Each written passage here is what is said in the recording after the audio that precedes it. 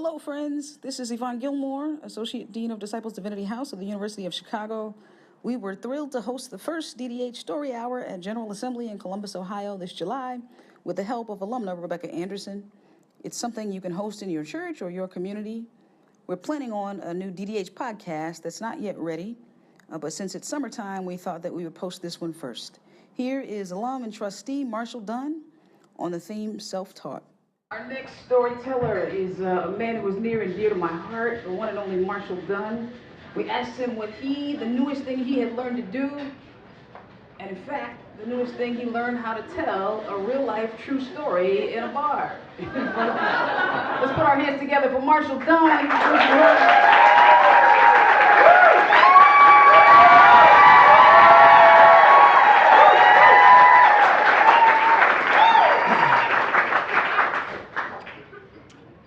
I could see the hatred on his face.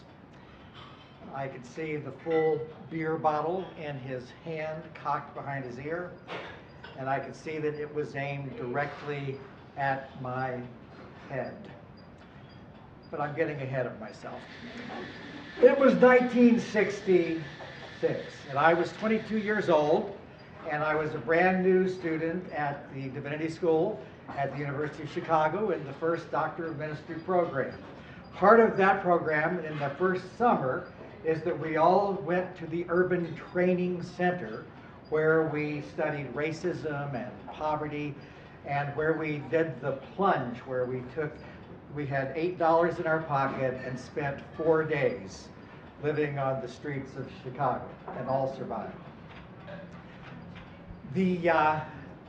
We also all had field placements of some kind. And I was lucky enough to be an intern with Al Raby, who was a rather famous Chicago activist and community organizer on the south side of Chicago.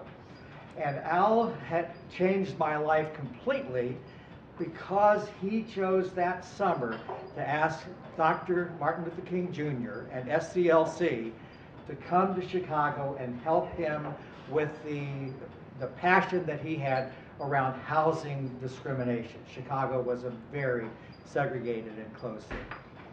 So Dr. King agreed, and he came to Chicago. He moved in with his family into a slum on the south side. He had they called this the Chicago Freedom Movement. I'm convinced that Dr. King knew exactly what he was doing. I think he came to Chicago that summer to prove once and for all that racism was not a Southern phenomenon. Well, it didn't take long for that to happen.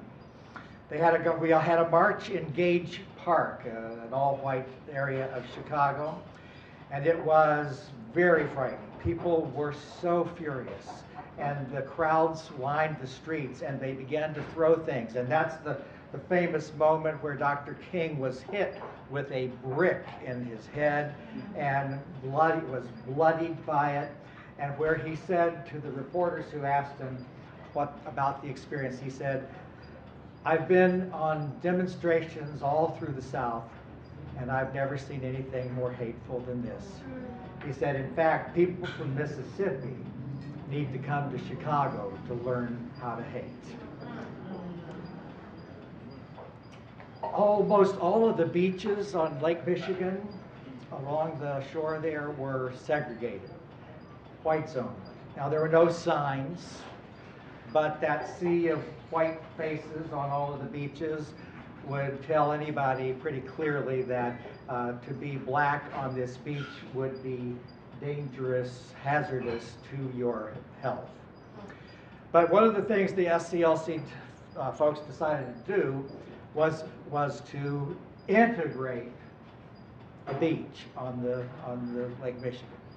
And so they put out a call for demonstrators. Well, I'd just seen what had happened in Gage Park, so I was terrified. But I was also very committed to racial justice. And I said, I need to be a little courageous here. I need to go. And so I said, count me in. So I showed up on an August hot Saturday morning, and began together with other demonstrators to integrate this beach. We started off by playing, somebody brought a softball, and we were playing softball on this grassy area up above the beach itself, and nobody paid much attention to us because nobody wanted to be up there. It was hot. They wanted to be down by the water where it was much cooler. And so we began together, and pretty soon there were about 40 of us, about 20 black and 20 white, most of us pretty young, and then one organizer from SCLC who was in charge. And at this point, he finally said, okay, I think that's enough. He said, time to go down to the water. And then he asked this question. He said, how many of you brought your swimsuit? 2 hands go up. Paul, a young African-American man about my age, and me. We were there to integrate a beach. Who doesn't bring their swimsuit? And now something even more amazing happens. The organizer says, you know, we have one black guy, one white guy. That'll carry the symbolic freight. You two go down into the water. I cannot believe that the other 38 didn't say, well, we'll go too. You know, we could put our toes in the water. But they didn't. They stayed right up there in the grass and watched us go. 38 people who had come to integrate a beach, watching Paul and me walk into the water. I don't know what it was, whether it was fear, might have been, whether it maybe was following orders. I mean, the guy from SCLC said, you too go. Maybe that was it. Maybe it was just youthful stupidity, but they all stood up there on the grassy knoll and watched us walk down.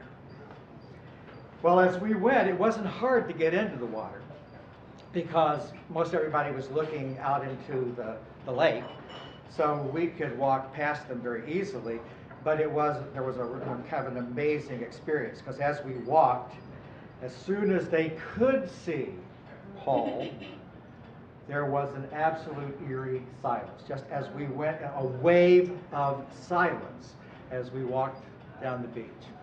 Until by the time we got there, in the stunned silence, there was not a, you could hear a pin drop.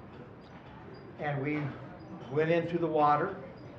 We began to swim around, the two of us, and we tried to ignore the people on the beach, basically. It was a little scary. So after about 10, 15 minutes in the water, I remember saying to Paul, well, I guess we've integrated this beach.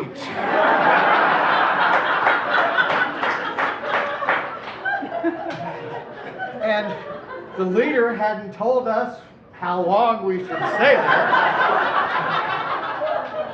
So I said, let's go.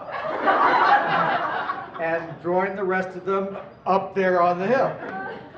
Paul agreed, and we began to wade out of the water onto the sand. But getting back there was going to be impossible, because by now there was a wall of people, furious, angry, screaming, hate-filled people, many of them fueled by lots of beer already, mostly young males, and they were screaming at us, calling us every name in the book, but nigger and nigger lover were the most common. I happened to focus on one young man who was bigger than all the others and who was also screaming louder than all the others. And I saw that he had a full beer bottle in his hand.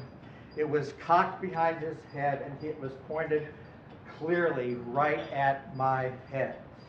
And I think I knew right away that if one was thrown, it wouldn't be the only one. that it would be followed by many more. And in fact, the crowd could very easily have rushed us, and we could have been beaten up pretty badly. So briefly, I wondered just how badly are Paul and I about to get hurt.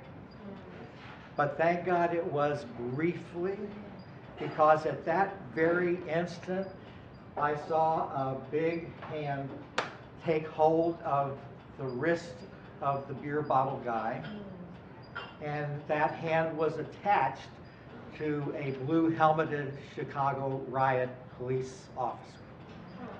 I have never seen a more beautiful shade of blue, nor have I ever been more pro-police than I was in that terrifying moment. Well, we were so grateful, because that police officer was then joined by many others who were also in the blue riot helmets. And they moved the crowd back, and they created a lane for us to get through. And Paul and I went through that path like the Israelites scurrying through the Red Sea. I would say I learned a great deal about myself that day. One thing I learned was that I was braver than I knew. Another thing I learned was that I was dumber than I knew. But the thing that most stuck with me was that I learned how incredibly hard it was really going to be to combat racism in America. I am sure, as I think about those young men and women who were screaming at us and hated us so much, I know that they are now in their late 60s, early 70s. Probably many of them have had significant changes in their attitudes and behaviors. But they had all been taught to hate, to really, really hate. And I don't think that scar ever completely heals. And that's the truth. Amen.